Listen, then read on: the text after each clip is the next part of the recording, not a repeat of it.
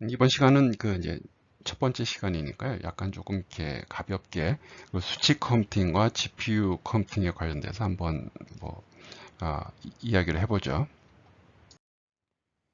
왜 뉴메리컬 컴퓨팅에 대해서 알아야 될까에 대해서 우리가 그 브레인스토밍 관점에서 한번 이렇게 여러 가지 측면, 몇 가지 측면을 한번 살펴보면요. 그 앞에서도 얘기했듯이 그 우리가 어떤 문제를 해결하고자 할 때 그 문제가 정의된 공간이 어떤 부류의 공간인가, 뭐 디스크리트 스페이스인가, 컨티뉴어스 스페이스인가. 그 뭐 예를 들어서 지금 50만 명의 사람이 있는데 그 사람들을 주민등록번호 순서대로 뭐 나열을 하라 하는 그런 소팅 문제는 연속 공간에서 정의된 문제잖아요. 근데 또 반면에 굉장히 다양한, 굉장히 중요한 다양한 문제들이 연속 공간, 실수, 리얼 넘버를 사용하는 그런 연속 공간에서 정의된 문제들이거든요. 근데 이런 이산적인 공간에서 정의된 문제들을 다루는 방식, 해결하는 방식과 연속 공간에서 정의된 문제를 다루고 해결하는 방식은 상당히 달라요. 그래서 여러분들이 그 차이를 좀 알아야 됩니다. 그리고 이 과목은 이산적인 공간이 아니라 연속 공간에서 정의된 문제들을 다룰 거예요. 그래서 기본적으로요. 그래서 여러분들이 그 이 연속적인 공간에 있는 그 연속 공간에서 정의된 그 문제들은 어떻게 해결을 해야 되겠구나 하는 그런 거에 대해서 여러분들이 이제 좀 이해를 좀 해야 될 필요가 있고요. 이런 그다음에 이제 이런 컨티뉴어스 스페이스에서 정의된 문제들은 이제 보통 이제 실수, 리얼 넘버를 기반으로 하잖아요. 그러면 여러분들이 사용하는 이 디스크리트 머신인 컴퓨터에서는 실수를 어떻게 표현하냐면 floating point number로 부동소수점 숫자로 이렇게 표현하죠. 그랬을 때 문제는 뭐냐면 실수를 정확하게 표현을 못 해준다는 문제가 있죠. 그럼 이제 실수를 가지고 내가 막 계산을 하는데 리얼 넘버를 가지고 계산하는데 그거의 근사적인 표현인 floating point number를 어떻게 계산할 건가 하는 이제 문제에 대해서 여러분들이 이제 또 개념을 잡아야 됩니다. 아까도 얘기했듯이 뭐 주민등록번호를 가지고 나열을 한다. 그러면 fixed point arithmetic. 그래서 fixed point라는 건 이게 말하자면 소수점이 고정돼 있다는 거죠. 뭐 대표적인 게 뭐 int 타입의 숫자, int. 여러분들이 int 해서 어떤 변수를 선언하면 그 숫자의 그 소수점은 제일 오른쪽 끝에 있잖아요. 딱 고정된 거잖아요. 그죠? 그래서 그런 이제 숫자를 그런 숫자를 가지고 픽스 포인트 넘버로 연산하는 것과 이런 소수점이 막 바뀔 수 있는 그렇죠? 뭐 3.576인지 356.76인지 그 소수점의 위치 포인트 소수점이 이렇게 플로팅 왔다 갔다 할 수 있는 그런 숫자와 숫자를 사용해서 계산하는 것은 상당히 다르거든요. 그래서 이제 그러한 개념을 여러분들이 잡을 수 있는 것. 어차피 우리는 그 연속적인 공간에서 정의된 문제를 실수를 근사적으로 표현해주는 floating point 넘버로 이제 계산을 할 거기 때문에 지금까지 여러분들이 주로 해왔던 연속적인 공간에서 정의된 문제를 fixed point 넘버로 해결을 하려고 해왔던 것과는 이제 상당히 다른 길로 이제 가게 됩니다. 그 다음에 이제 우리가 살고 있는 그 연속 공간에서 정의된 여러 가지 문제들을 일단 해결하려면 우리가 수학이란 거예요. 수학이란 거에 가장 어떤 우리 입장에서 그 용도가 뭘까요? 수학이란 건 보면 어떻게 보면 우리의 세상을 표현해주는 언어잖아요. 우리가 살고 있는 세상에서 어떤 여러 가지 자연 현상을 정확하게 표현해주는 그 수학적인 그 표현해주는 도구가 바로 수학이죠. 뭐 예를 들어서 뭐 뉴턴이 뭐 이렇게 사실이다 아니다 하는 얘기가 있지만 뭐 나무 밑에서 있다가 사과가 떨어지는 걸 보고 뭐 만류인력이라는 걸 생각하고 그거를 결국은 수학이라는 도구를 써서 정확하게 표현하잖아요. 그래서 수학은 우리가 살고 있는 여러 가지 그 자연 현상을 정확하게 표현해주는 언어예요. 그래서 그렇기 때문에 이제 이런 문제들을 풀기 위해서는 이제 수학적인 개념이 있어야 되고요. 그리고 중요한 건 그 수학적인 개념을 어떻게 그 디스크리트 머신인 유한계 비트를 실수도 정확하게 표현해주지 못하는 0.1이라는 아주 단순한 숫자도 정확하게 표현해주지 못하는 컴퓨터에서 어떻게 수치적으로 풀 건가, 연속 공간에서 정의된 정확한 수학적인 개념을 어떻게 근사적인 컴퓨터를 써서 수치적으로 근사적으로 풀 건가는 방법, 알고리즘에 대해서 이제 이해를 해야 되고요. 그러기 위해서는 여기는 뭐 수학, 뭐 물리학, 화학 하는 그런 학문이 있다면, 이거는 이제 응용 수학하는 사람들이 그런 수학적인 개념을 어떻게 수학적으로 근사적으로 풀 건가는 이제 응용 수학이 나오게 되는 거고요. 그런 응용 수학을 하는 사람들이 그런 방법을 만들었을 때 위험들과 같은 컴퓨터 공학을 전공한 사람들이 어떻게 하면은 디스크리트 머신에서 가급적 안정적으로 정확하게 풀 건가 하는 문제들을 이제 우리가 이제 생각을 해봐야 돼요. 근본은 수학이고 물리학이고 화학이고 하는 그런 자연과학이지만, 그거를 이제 컴퓨터의 중간에 응용 수학을 하는 사람들이 그러한 수학적인 개념을 어떻게 컴퓨터에서 풀 수 있을 건가 하는 알고리즘, 방법들을 만들어내고요. 그 다음에 결국은 그거를 컴퓨터에서 구현하고 활용해야 되는 건 여러분들과 같은 컴퓨터 공학을 전공하는 사람들이거든요. 그래서 여러분들이 뭐 자연과학에 대해서, 수학에 대해서, 물리학에 대해서 깊게 할 꼭 필요도 없고, 여러분들이 이런 수치, 응용 수학하는 사람들이 만들어내는 이런 알고리즘을 만들어낼 능력이 꼭 있어야 될 필요는 없지만, 여러분들이 그런 거에 대해서 좀 더 그 이해도가 높아진다면 그만큼 여러분들이 컴퓨터 공학을 전공한 사람으로서 뭐 수학을 전공한 사람, 응용 수학을 전공한 사람만은 못하지만 컴퓨터 공학을 전공한 사람 입장에서 그만큼 할 수 있는 게 많아지게 되는 거죠. 그래서 항상 여러분들이 컴퓨터 공학을 하면서 이런 수학적인 것 또는 응용 수학적인 거에 대해서, 또는 수치 해석적인, 그러니까 수치 해석이라는 건 기본적으로 응용 수학이거든요. 그래서 그런 내용을 이해하려는 마인드를 갖고 있는 게 나중에 졸업하고 나가서도 여러분들이 해결할 수 있는 소프트웨어 개발자로서 해결할 수 있는 문제가 더 많아지면 그만큼 여러분들의 이 문제를 해결할 수 있는 툴이 많아진 거고,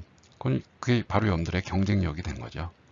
다 아주 제한적으로 나는 뭐 어떤 문제에 관심이 있으니까 그것만 하겠다 했을 때, 뭔가 세상이 바뀌고 뭐 유행이 바뀌고 뭐 방식이 바뀌었을 때 여러분들이 해결할 수 있는 문제가 별로 없다면, 과거에만 이렇게 집착해 있다 그러면 여러분들이 결국은 도태될 수밖에 없지 않겠습니까? 그래서 항상 그 오픈 마인드가 돼서, 나는 지금 컴퓨터학과에서 수업을 들어보니까 요 주제가 재밌더라, 그건 앞으로 난 요거의 전문가가 되기 위해서 요것만 공부하겠다, 그게 아니라 여러분들이 학교 다니면서 다양한 주제에 대해서 여러분들이 배워놓고 관심을 가져서 나중에 필요하면 그거에 대해서 여러분들이 좀 심화해서 나갈 수 있는 그런 상태를 만들어 놓고 학교를 졸업하는 게 중요합니다. 그래서 학교 다닐 때는 절대로 뭐 지금은 뭐 어떤 게 유행이니까 꼭 그것만 해야지, 꼭 그것만 졸업해, 그거에 전문가가 돼야지 그러지 말고 다양한 주제에 대해서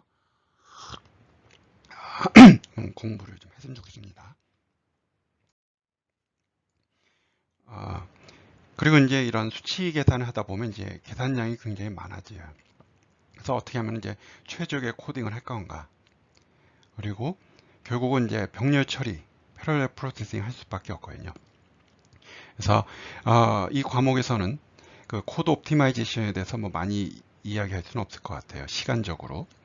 그렇지만 이제 병렬 처리에 관련된 거, 이런 수치적인 계산을 하는 데 있어서 병렬 처리를 하는데 GPU를 어떻게 활용할 수 있을 건가, 특히 이제 오픈CL이라는 프로그래밍 애플리케이션 프로그래밍 인터페이스 API를 사용해서 GPU를 어떻게 하면 구동하고 활용할 건가 하는 문제에 대해서 이제 우리가 이제 살펴보도록 하겠습니다. 먼저 그 수치 컴퓨팅에 대한 개념이 없는 소프트웨어 개발자가 소프트웨어를 개발했을 때, 하드웨어를 개발했을 때 어떤 엄청난 문제가 발생하는지 한 이해를 보겠습니다. 1991년도에요.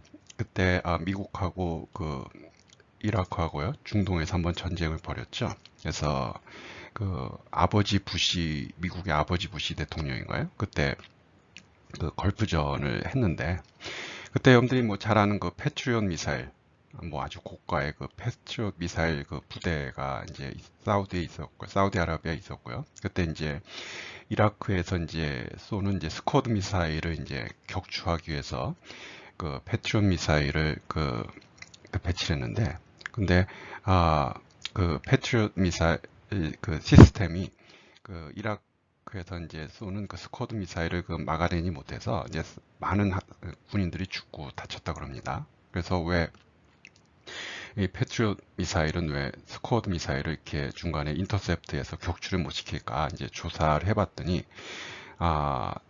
여러분들이 아마 보기 너무 한심할 정도의 그런 문제로 인해서 수치 컴퓨팅과 관련된 문제로 인해서 그 패트리엇 미사일이 이제 제대로 작동을 못했다라는 게 이제 결론인데, 그 내용 이제 간단히 좀 살펴보면요. 이 패트리엇 미사일 시스템에서 이제 당연히 거기서도 이제 하나의 컴퓨터가 있을 거고요. 컨트롤러가 있을 거고, 이제 거기에 그거를 구동해주는 이제 소프트웨어가 있겠죠.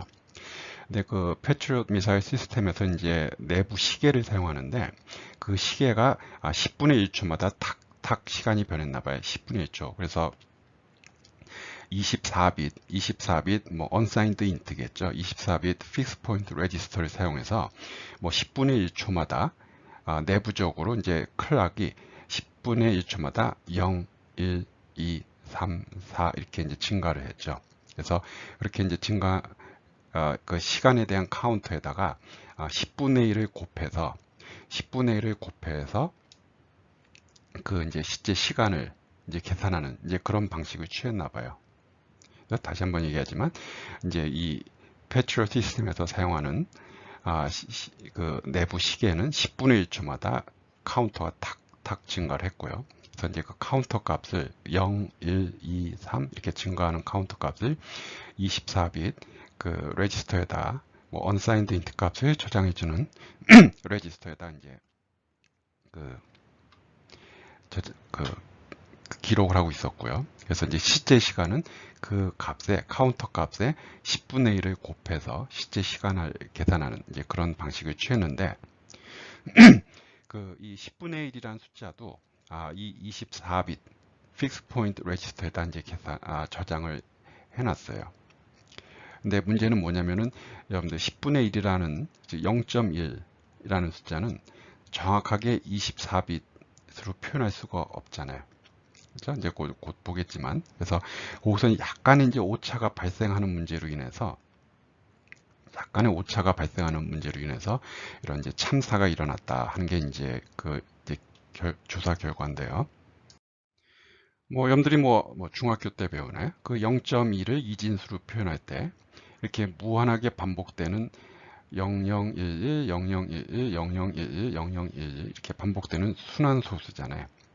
그래서 0011, 0011인데 그 2를 반올림을 하는 게 맞는데 그 반올림도 안 하고 촤핑을 해서 아예 잘라 버리고 24빛 레지스터에 요거를 저장을 한 거죠.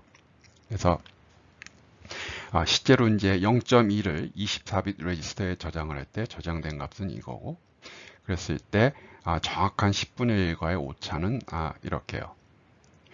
사실 에러율이 0.0001%니까 이 정도면 됐지 하고 이제 생각할 수가 있었겠죠. 그러니까 이거를 개발한 소프트웨어 개발자가 학교 다닐 때 수치 컴퓨팅 수업을 안 들었나 봅니다. 이 정도면 상당히 오차 작네. 근데 문제는 뭐냐면은 이제 이 패트리엇 시스템은 이제 딱 키고 이제 100시간쯤 지났대요. 100시간. 그러니까 100시간이니까 60분 6초. 그 다음에 이제 이게 1초에 10번 카운터가 증가하니까 시간이 지금 인터널 클락이 10분의 1초마다 이 값을 증가시키니까 1초에 10번 증가를 시키겠죠. 그래서 이 시스템을 켜놓고 이제 처음에 부팅을 하고 이제 100시간이 지났을 때 카운터 값은 뭐 이렇게 되겠죠. 시간에 대한 클록에 대한 이렇고요. 근데 거기다가 0.1을 곱했을 때 이제 실제 시간을 계산하기 위해서 0.1을 곱했을 때 이만큼의 오차가 곱해졌을 때 그 값이 이게 되고 그게 시간을 봤을 때 오차가 0.3433초 정도, 즉 100시간쯤 지났을 때 거기다가 0.1이라고 생각을 한 오차가 끼어 있는 이 값을 곱했을 때, 즉 이만큼의 오차가 있는 값을 곱했을 때 결과적으로 계산한 값에 0.3433초만큼의 오차가 이제 발생을 하게 된 거죠. 근데 문제는 뭐냐? 이 스쿼드 미사일이 1초에 1676m 속도로 날아가고 있기 때문에 0.3433초 정도의 오차인 경우에는 겨우 거의 500m 정도의 그 차이가 난다는 거죠. 그러니까 뭐 엉뚱한 데다가 쏜 거죠. 그 패트리엇 미사일을 엉뚱한 데다 쏘니까 그게 제대로 격추를 못하고 이제 많은 사상자를 했다는 건데, 이런 고가의, 얼마나 고가의 장비겠습니까? 패트리엇 미사일 시스템이. 그런데 이렇게 엉성한 그 소프트웨어, 사실 소프트웨어 개발하는 사람들이 이렇게 시스템을 디자인하고 구현을 한 거에 대해서, 이제 문제가 발생한 건데, 나중에 알고 봤더니 이제 그 문제를 알아내서 여기저기서 그걸 고쳤는데 어떤 특정 부분에 대해서는 그 부분을 고치지 않았나 봐요. 그래서 이런 문제가 발생을 했다. 이 또한 이제 우리가 이제 생각을 해야 될 게 어떤 복잡한 시스템을 개발을 할 때 여러 사람들이 굉장히 많은 사람들이 모여서 하드웨어도 개발하고 소프트웨어도 개발하니까 이런 커뮤니케이션이 잘 안 됐을 때는 여러 가지 부류의 일들이 일어나겠죠. 그래서 복잡한 장비, 하드웨어, 소프트웨어를 만들었을 때 계속 버그가 나오잖아요.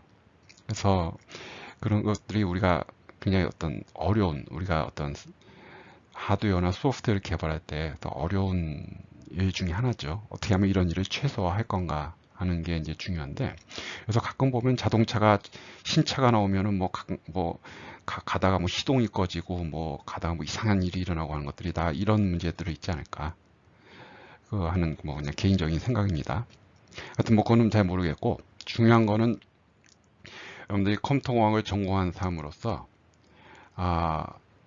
이런 고가의 복잡한 장비에 이렇게 단순하게 시간을 계산한다는 거, 그리고 0.1을 24빛 레지스터에 저장할 때 오차가 이 정도밖에 안 되니까 별 문제 없겠지 하고 단순히 넘어간 게 얼마나 엄청난 문제를 일으키는지에 대해서 여러분들이 한번 조금 잘 생각을 해보기 바랍니다. 이게 여러분들이 이제 좋은 직장에 갈수록 더 좋은 소프트웨어, 더 고급 하드웨어, 고급 소프트웨어를 개발하는 데 참여할 가능성이 높잖아요. 그랬을 때 여러분들이 별거 아니라고 생각하는 이런 문제들이 나중에 어떤 참사를 일으킬 수 있는지 여러분들이 잘 생각을 해볼 필요가 있어요. 그다음에 또 그런 이제 어떤 수치 컴퓨팅의 문제의 예를 좀 보면요. 정말 이런 일이 일어났는지 자세한 내용은 잘 모르기 때문에 제가 의아하긴 한데 이게 언젠가요? 99년 1982년 80년대 초반에 캐나다의 밴쿠버의 증권 거래소인가요? 거기서 어떤 인덱스가 있었는데 지수가 있었는데요. 그 지수가 처음에 1000으로 시작했대요. 근데 이제 매번 이제 매번 지수값이 바뀔 때마다 새로 계산을 해서 소수점 밑에 세 자리, 소수점 이하 세 자리까지 하고 이렇게 찾아버렸나 봐요. 그래서 이제 그런 식으로 매번 이제 계산했는데 매번 계산하고 소수점 이하 세 번째는 찾아버리고.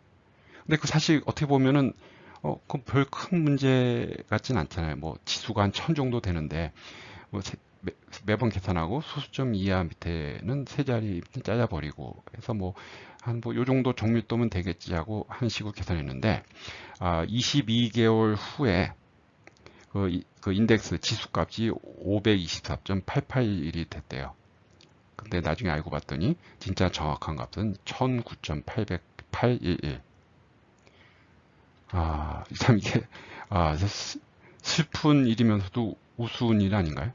어떻게 한 나라의 이런 증권 거래에 대해서 이런 엄청난 일이 일어날 건가?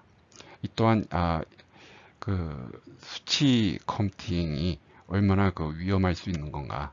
22개월 동안 한 번 이렇게 어떤 값을 소수점 이하, 세 자리 이하를 찾아버렸을 때, 한 번 그렇게 찾아버렸을 때는 뭐 큰 문제는 없지만, 그걸 22개월 동안 계속 반복적으로 했을 때 오차가 얼마나 누적이 될 수 있는가. 정확한 값은 1009인데 524가 나올 건가. 하는 그런 일이 있었고요. 그 다음에 이제 90년대 중반에 이제 유럽에서 이제 아리안 로켓이라는 로켓을 이제 발사했는데, 가다가 이제 이게 궤도에서 이탈해 갖고 결국 이제 뭐 파괴됐다는 건데, 그 원인을 살펴봤더니 그 내부에서 그 소프트웨어에서 당연히 그 날아가는 궤적을 컨트롤해주는 컨트롤러 소프트웨어에서 64비트 플로팅 넘버를 16비트 넘버로 이렇게 타입 컨버전을 하다가 뭐 당연히 뭐 일어날 수 있는 오버플로우가 일어난 거예요. 그래서 거기서 이제 문제가 꼬이기 시작해갖고 그 많은 큰 돈을 들여서 개발을 한 그런 로켓가 한번 발사를 한 다음에 궤적에서 이탈해갖고 뭐 파괴가 됐다. 그 정상적인 상황이라면은 64비트 여러분들 C로 따지면 더블 타입의 플로팅 포인트 넘버를 16비트 쇼트로 컨버전은 안 하자 그러겠죠.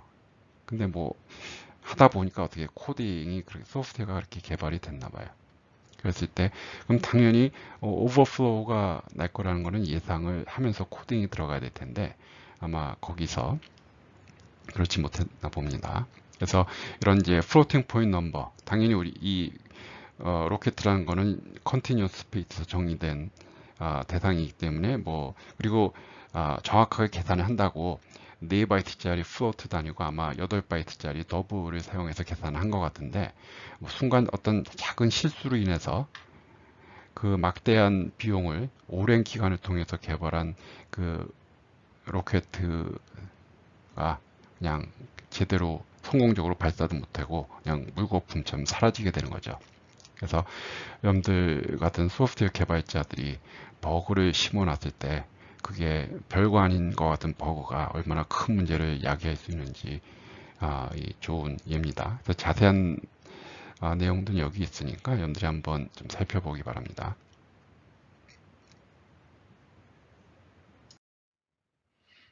다음에 우리가 이제 살면서 마주치는 이제 어쨌든 연속 공간에서 정의된 문제들 몇 가지만 좀 살펴보면 사실은 이러한 문제들은 뭐 무수히 많기 때문에 여기서 다 나열하는 거는 뭐 할 수도 없고 뭐 내가 보기엔 의미도 없고요. 단지 그 여러분들이 한번 접해 봤거나 아니면은 이번 학기에 다룰 뭐 행렬 또는 선형 방정식 푸는 문제들 아니면은 뭐 미분 방정식 문제들 그런 것들과 관련된 문제들 몇 가지만 그냥 구색을 맞춰서 한번 보겠습니다. 근데 사실 이런 게 가장 중요해서 이거를 보여주는 것도 아니고 뭐 대표적인 거에서 보여주는 것도 아니고 그냥 슬라이드 만들다 보니까 몇 가지 그냥 예를 한번 보겠는데 그 이 GPS 지금 요즘 뭐 GPS 없으면 안 되는 세상이잖아요. 그 GPS가 어떻게 자신의 위치 지구 상에서 자신의 위치를 정확하게 찾을 건가 하는 문제. 그래서 여러분들이 고급 소프트웨어 실습에서 한번 다뤄본 문제인데 이렇게 그 non-linear equation 시스템을 풀잖아요. 그래서 그 내 GPS 수신기가 4대의 위성에서 받은 신호를 가지고 내 위치를 찾더라. 근데 사실은 내가 정확하게 잘 모르지만 더 정확하게 위치를 찾기 위해서는 4대가 아니라 최대 12개까지인가요? 특히 군사적으로 뭐 이렇게 계산할 때는 굉장히 위치가 정확해야 되잖아요. 그래서 4대 이론적으로는 4대의 위성에서 신호를 받으면은 위치를 찾을 수 있지만 항상 모든 계산에는 오차가 있기 때문에 좀 더 정확하게 하기 위해서는 최대 12개까지의 위성, 현재 내가 볼 수 있는 최대 12개까지의 그 위성에서 신호를 받아서 이런 이퀘이션을 푸는 것보다는 non-linear approximation, minimization을 통해서 해결을 한다고 해서 본 것 같은데 그건 정확하지는 않습니다. 근데 어쨌든 4개만 쓰지는 않을 거예요. 정확하게 하자면 더 많은 거를 써서 이런 approximation 기법을 써서 optimization 기법을 써서 아마 해결을 할 겁니다. 어찌됐건 이런 수치적인 여러분들이 뭐 고소실에서 이거를 뭐 수업을 안 들었어도 뭐 크게 뭐 이 과목을 듣는데 문제는 없지만 어쨌든 여러분들이 그 고소실 과목을 들었으면 이런 non-linear equation 시스템을 해결하는 걸 한번 해봤을 겁니다. 그 다음에 이거는 이제 그 여러분들이 그 슈렉이라는 영화를 봤을지 모를 텐데 거기서 슈렉이 보면 이렇게 막 진흙으로 막 목욕하는 그런 장면들이 나와요. 그래서 진흙으로 이렇게 부으면은 자연스럽게 이렇게 진흙이 슈렉의 몸에다 이렇게 흘러가는 거죠. 근데 이런 것들 유체, 플루이드요, 유체 이런 뭐 뭔가 물, 뭐 진흙도 그렇고 공기, 뭐 연기 이런 것들 그런 것들을 그 이제 이런 애니메이션 영화에 적용하기 위해서 옛날에는 다 한 장 한 장 그림을 그렸잖아요. 이 그 근데 요즘은 그렇지는 않고 이런 그 미분 방정식을 풀어서 이런 효과 뭐 이런 파라미터에 설정하면 마치 진흙을 가는데 진흙이 추중추중된다 또는 물이 추중추중된다 또는 진흙이 이렇게 자연스럽게 흘러내린다 하는 거를 매 프레임마다 이런 미분 방정식을 풀어서 유체, 물, 연기, 가스 그런 것들이 어떻게 흘러가는지를 다 계산해내요. 그래서 이거는 나비어-스토크 이퀘이션이라는 그 유체가 3차원 공간에서 어떻게 흘러가는가를 표현해주는 그 편미분 방정식인데 벌써 보기가 흉측하게 생겼잖아요. 아마 여러분들 컴퓨터공학을 전공하는 여러분들 입장에선 나랑은 상관이 없는 거구나. 도대체 이 삼각형 뒤집어진 건 뭘까? 이 점은 뭘까? 뭐 이렇게 나랑 상관없을 것 같은 단어들은 뭘까? 뭐 기껏 하나 알 것 같은 게 중력과 속도. 그쵸? 근데 이거는 이제 이 나비어-스토크 이퀘이션은 유체를 다루는 화학공학과나 기계공학과에서 이제 하는 거죠. 그리고 이런 이퀘이션은 이제 물리학 하는 사람하고도 관련이 있고요. 그 우리처럼 이제 컴퓨터 공학하는 사람들은 이러한 이론을 만들어낼 능력은 없습니다. 그렇죠? 그렇지만 아까도 얘기했듯이 여러분들이 오픈 마인드가 돼 있다면 이러한 이론을 뭐 물리학이나 뭐 유체역학을 전공한 사람들이 만들어내면 이런 연속 공간에서 정의된, 즉 연속 공간에서 유체가 어떻게 흘러가는가 그 흐름을 표현해주는 이런 이퀘이션을 응용수학하는 사람들이 이러한 이퀘이션을 수치적으로 컴퓨터에서 어떻게 해결하는지 알고리즘을 다 만들어 놨어요. 그럼 여러분들은 약간 좀 이제 좀 오픈 마인드로 그런 알고리즘을 이해하자고 일단 이 이론에서 이퀘이션이 뭘 의미하는 거구나. 그 다음에 이거를 해결하기 위해서 만든 그 응용수학하는 사람들이 만든 알고리즘이 뭔지 그거를 이해를 하면 여러분들이 그거를 이렇게 이용을 해서 여러분들이 영화 만드는 데 있어서 돈을 벌 수가 있는 거죠. 그렇죠? 결국 소프트웨어는 누가 개발해야 됩니까? 그 여러분들이 해야 되는 일이죠. 여러분들이 안 하고 그 소프트웨어 개발을 응용수학 한 사람한테 뺏기고 뭐 화학공학 한 사람한테 뺏기고 그럼 여러분들은 할 수 있는 게 별로 없어지잖아요. 그래서 이 2000년대 초반에 이 PDI 드림웍스라는 그 애니메이션 회사에 그 포스터라는 사람이 와서 한국에 와서 그 강연을 한 적이 있어요. 그래서 내가 그 강연에 갔었는데 그래서 자기가 이제 이 영화를 만들 때 이런 유체 이펙트를 어떻게 했다라는 걸 이제 1시간 동안 강의를 하고 갔는데 근데 그 사람이 이제 이 닉 포스터가 지금 뭐 나랑 똑같은 얘기를 하는데 이런 이퀘이션은 뭐 물리학이건 유체역학 또 응용수학을 잘 알아야 되는 사람인데 나는 여러분들처럼 컴퓨터 사이언스 또는 컴퓨터 엔지니어링을 전공한 사람이다. 그렇지만 그 내가 이런 이론 또는 이거를 풀어주는 수치 알고리즘을 적용하는 데 필요한 거를 최소한도로 공부를 해서 해봤더니 되더라 하면서 좀 더 여러분들도 이런 것들 컴퓨터 사이언스나 컴퓨터 엔지니어링을 전공한 사람들이 이런 거를 활용을 해서 이런 유용한 이런 소프트웨어들을 개발을 많이 했으면 좋겠다. 나도 뭐 수학이나 이런 쪽에 백그라운드가 별로 없었지만 그래도 좀 공부해서 하니까 되더라 하고 이렇게 격려를 하고 갔는데 실제적으로 어떤 이거를 계산하는데 해서 영화를 만드는데 이러한 그런 그 아주 비법 같은 건 자세하게 잘 설명을 안 해주고 갔습니다. 사실 그 사람이 해줄 이유가 없는 거죠. 그래서 내가 닉 포스터라는 사람의 세미나에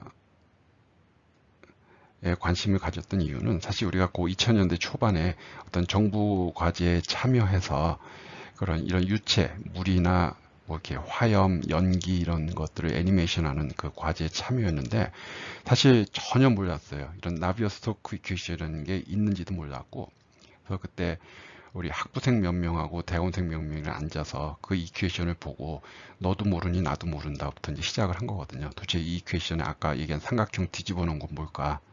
또 나중에 알고 봤더니 다 뭐 대학교 다닐 때 뭐 응용수학이나 뭐 미적분에서 배운 개념들인데 하나하나는 물론 나비어스 쿠이케이션에서 배운 적은 없고요. 그래서 뭐 연구에 참여해서 학교에 뭐 연구빈 들어왔으니까 그건 뭐 연구 성과는 내야 되고 그래서 이제 우리 그때 학생도 별로 없어서 대학원생 몇 명하고 이제 학부생 4학년들하고 이제 모여서 우리 어떻게 해보자 해서 이제 머리를 맞대고 해봤죠. 그래서 한 1년쯤 하다 보니까 이렇게 물이 콸콸콸 쏟아져야 되는데 꼭 물이 쏟아지는 게 아니라 무슨 여기서 치약이 나오듯이 뭐가 뱀 나오듯이 계속 훅 나오더라고요. 그 1년을 해도 그 노하우가 쌓이지가 않았는데 한 2년쯤 하다 보니까 이렇게 물이 쫙 자연스럽게 나와서 추렁추렁 되는 거. 그 다음에 화염. 이건 이제 시뮬레이션 한 거거든요. 얘도 시뮬레이션 한 거고 이거는 이제 우리의 전공인 컴퓨터 그래픽스의 렌더링 방법을 써서 우리가 이제 렌더링을 한 건데 그래서 하니까 되더라. 그래서 우리 그때 처음에 와서 이제 머리를 맞대고 고민했던 학부생들이 이제 대학원에 와서 컴퓨터 애니메이션 분야의 최고의 그 컨퍼런스인 이런데 논문까지 다 제출했습니다. 그래서 우리 뭐 이걸 뭐 자랑하려고 그러는 게 아니라 중요한 거는 하니까 되더라. 중요한 거는 항상 내가 다른 분야의 사람과 한번 대화를 할 수 있을 만큼, 다른 사람이 만들어낸 결과를 이해를 할 수 있을 만큼, 내가 공부를 하니까, 결국 여러분들은 그 사람들보다 더 잘할 수 있는 게 있잖아요. 뭐예요? 소프트웨어 개발, 프로그래밍, 소프트웨어 개발이잖아요. 그래서 그 사람들은 여러분들처럼 소프트웨어를 개발을 잘 못하거든요. 그러니까 중요한 건 여러분들이 그 사람들이 할 수 있는 거를 좀 더 이해를 할 수 있고 그 사람들하고 대화를 할 수 있을 만큼만 공부를 하면 결국 여러분들 입장에서 필요한 그 사람들의 어떤 지혜를 여러분들이 다 가져올 수가 있는 거거든요. 수십 년간 연구해 놓은 결과를 가져다가 여러분들이 이런 영화를 만드는데 이펙트를 만들 수 있는 소프트웨어를 개발할 수 있다면 그렇지 못한 소프트웨어 개발자 입장에서 봤을 때는 여러분들은 대단한 능력을 갖게 되는 거죠. 그래서 항상 여러분들이 컴퓨터 공학을 전공한 사람으로서 딱 컴퓨터 공학만 분야만 생각하지 말고 다양한 분야에 대해서도 내가 할 수 있다. 그래서 여러분들의 가치를 높이는 그게 필요하다고 생각을 합니다. 그 다음에 뭐 자율주행이 요즘 뭐 굉장히 중요한 이슈 중에 하나잖아요. 자율주행.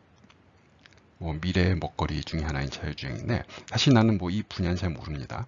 근데 여기 어떤 논문을 이렇게 검색해 보니까 이렇게 도로에서 이렇게 정체가 되어 있는 이렇게 길들이 있을 때 어떻게 하면은 효과적으로 출발지에서 목적지까지 자율적으로 찾아갈 건가를 봤더니 이렇게 생긴 흉측하게 생긴 옵티마이제이션, 미니마이제이션 문제를 풀어요. 근데 이게 흉측해 보이지만 사실 여러분들이 하나하나 공부하다 보면은 이게 별 흉측한 게 아니에요. 이미 이런 것들을 해결할 수 있는 방법들을 응용수학한 사람들이 다 만들어 놨고 여러분들은 문제를 이해하고 그거에 맞게 여러분들이 그 방법들을 활용을 하면 되는 거거든요. 그래서 이 또한 여러분들 같이 컴퓨터공학 한 사람들이 약간의 수학만 좀 사실 여기서 필요한 정도의 수학은 사실은 여러분들 교과 과정에서 1학년 때 미적분, 그 다음에 응용수학에서 상당 부분 커버가 된 상태예요. 그래서 여러분들이 이거를 해결해주는 특정 방법에 대해서만 좀 공부하면은 여러분들도 할 수 있고요. 결국 연속 공간에서 정의된 문제죠. 얼마나 그 멋있는 주제예요. 근데 알고 봤더니 수학이고 연속 공간에서 정의된 거기 때문에 여러분들이 지금까지 배운 어떤 디스크리트 스페이스에 정의된 문제를 푸는 해법으로는 풀 수가 없는 문제예요. 그래서 수치 컴퓨팅, 뉴메리컬 컴퓨팅이 그만큼 중요하죠. 그래서 이런 문제도 있고요. 다음에 이거는 그 내가 아주 옛날 자료기, 내가 만든 옛날 자료이기 때문에 조금 이렇게 업데이트가 필요하지만, 뭐 3D 게임 같은 경우에 보면은 옛날보다는 굉장히 어떤 움직임이 자연스럽잖아요. 그래서 이 자동차가 있을 때 여기 앞바퀴 부분에 저기 여기 이런 여러 가지 뭐라 그러죠? 그 샥 업소버라나요? 뭐 스프링도 있고요. 그러니까 자동차가 부드럽게 추영추영되게 뭐 이게 뭐 코일 같은 것도 있고 그다음에 뭐 그런 것들이 있잖아요. 자동차 밑에 보면 그런 앞바퀴, 뒷바퀴 부분에 있는들이 작동하는 그 방식을 이렇게 그 미분방정식 형태로 표현했을 때 매 실시간마다 이거를 풀면서 자동차가 이렇게 다니면 실제로 이렇게 뭐 이렇게 굴곡이는데 이렇게 지나가다 보면 여기서 자연스럽게 추영추영 되는 걸 시뮬레이션 할 수가 있어요. 그래서 이거는 꽤 오래전에 수직 컴퓨팅 과목의 숙제였는데 매 프레임마다 요거를 계산을 해서 이게 자동차가 오르락 내리락 이렇게 울퉁불퉁한 길을 갈 때 이 부분이 자연스럽게 추영추영 되게 하는 거를. 근데 그 내가 하고자 하는 얘기는 요즘 뭐 3D 게임 같은 데서도 과거 어느 때보다도 이런 피직스 물리학이 많이 이론이 적용이 되거든요. 왜? 결국은 여러분들 세상에서 움직임을 음을 정확하게 표현해주는 이론은 물리학이잖아요. 그죠? 역학. 그래서 그런 이론을 더 많이 집어넣으면 집어넣을수록 훨씬 움직임이 자연스러워지는 거거든요. 더더군다나 여러분들은 요즘은 프로세서가 빠르니까 상당한 양의 피직스, 물리를 이런 게임에도 집어넣고 있습니다. 그래서 뭐 예를 들어서 이러한 뭐 미분방 정식도 풀고요. 그래서 이러한 미분방 정식을 어떻게 풀 건가 우리가 개념을 한번 잡아 보겠습니다. 다음에 이런 데이터 마이닝 분야에서 이런 행렬들을 다뤄야 되는 문제들이 상당히 많은 걸로 알고 있어요. 그래서 난 뭐 또 데이터 마이닝 전공도 아니고요. 요즘 데이터 마이닝이 뭐 빅데이터라는 이름으로 뭐 포장이 되는데 결국은 내가 아는 한 밑바닥은 다 이런 수학으로 알고 있거든요. 이런 내가 꽤 오래전에 90년대 후반에 미국의 연구년을 갔던데 그때 그 학과에 있었던 어떤 교수가 바로 이런 데이터 마이닝, 이런 빅데이터를 다루는, 그 당시만 해도 뭐 빅데이터라는 용어도 없었던 시절에 보니까 뭘 하나 이렇게 옆에서 봤더니 다 행렬 갖고 리니어 엘지브라, 선형대수 이런 행렬 다루는 거더라고요. 문제가 굉장히 큰 문제를 행렬의 사이즈를 줄여서 뭐 스페이스의 차원을 리덕션해서 어떤 이 데이터의 특성을 파악하는, 결국은 다 선형대수 그런 걸 가지고 수학적으로 문제를 다 해결하더라고요. 그래서 이거는 간단한 뭐 서치 문서를 이제 탐색하는 그런 주제인데 그거를 이런 행렬을 통해서 행렬 계산을 통해서 뭐 하더라 하는 거예요. 그래서 이 주제에 대해서는 간략하게 이제 살펴볼 겁니다. 그래서 상당 부분 선형대수를 해결할 수 있는, 선형대수에서 배운 점들이 그런 내용으로 해결할 수 있는 그런 거더라. 그래서 그때 그랬었는데 한번 여러분들이 이번 학기에 이 부분에 대해서도 한번 살펴보도록 하겠습니다. 물론 데이터 마이닝 자체를 배우는 건 아니고 그거에 필요한 어떤 수학적인 기법, 그다음에 어떻게 행렬 계산을 할 건가 하는 거에 대해서 살펴보겠습니다. 이제 이번 시간 뭐 강의 시간이 다 돼서 오늘은 여기까지 수업을 하고요. 다음 시간에 여기서부터 이어서 계속 강의를 하도록 하겠습니다.